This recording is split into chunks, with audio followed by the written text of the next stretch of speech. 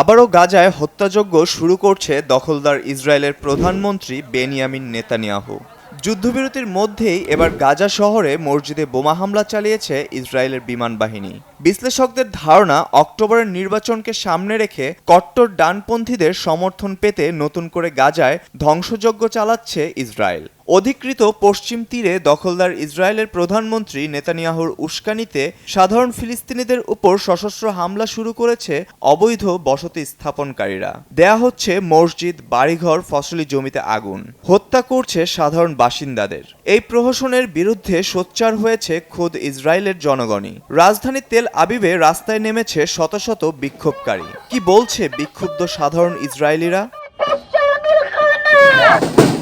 তেল আবিবের ব্যস্ত সড়ক জুড়ে জড়ো হন শত শত বিক্ষোভকারী। হাতে থাকা বিভিন্ন প্লেকার্ড, ব্যানারে ছিল ফিলিস্তিনিদের প্রতি সংহতি জানানো বার্তা। কেউ কেউ সহিংসতা বন্ধ করো, দখলদারিত্বের অবসান চাই এমন স্লোগান দিতে থাকেন। বিক্ষোভকারীদের দাবি, অধিকৃত পশ্চিম তীরে ইসরায়েলি বসতি স্থাপনকারীদের হামলা দিন দিন বেড়েই চলেছে, অথচ তা ঠেকাতে নির্বিকার নেতানিয়াহুর সরকার। বিক্ষোভের এক পর্যায়ে আন্দোলনকারীদের সড়ক থেকে সরিয়ে দিতে এগিয়ে আসে ইসরায়েলি পুলিশ।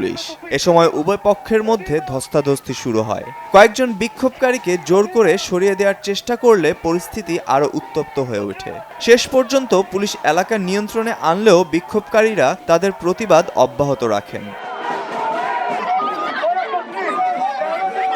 বিক্ষোভকারীদের অভিযোগ, গাজায় চলমান যুদ্ধের আড়ালে পশ্চিম তীরে ফিলিস্তিনি গ্রামগুলোতে হামলা, অগ্নিসংযোগ এবং প্রাণঘাতী সহিংসতার ঘটনা আশঙ্কাজনক হারে বেড়েছে। এসব হামলায় সাধারণ ফিলিস্তিনিরাই সবচেয়ে বেশি ক্ষতিগ্রস্ত হচ্ছেন বলে দাবি করেন তারা। আমরা এখানে এসেছি কারণ গত কয়েক মাস ও বছর ধরে পশ্চিম তীরে আমরা যা দেখছি তা ভয়াবহ। এটা অনৈতিক। আমরা বিশ্বাস করি এটি কেবল ফিলিস্তিনিদেরই বিপন্ন করছে না, আমরা জাতিগতভাবে তাদের নির্মূল ও বাড়িঘর থেকে উচ্ছেদ প্রত্যক্ষ করছি, যা একদমই উচিত নয়। দিন দিন বেড়েই চলেছে পশ্চিম তীরের সাধারণ ফিলিস্তিনিদের উপর ইসরায়েলের অবৈধ বসতি স্থাপনকারীদের নির্মম অত্যাচার ও জাতিগত নিধনের চিত্র।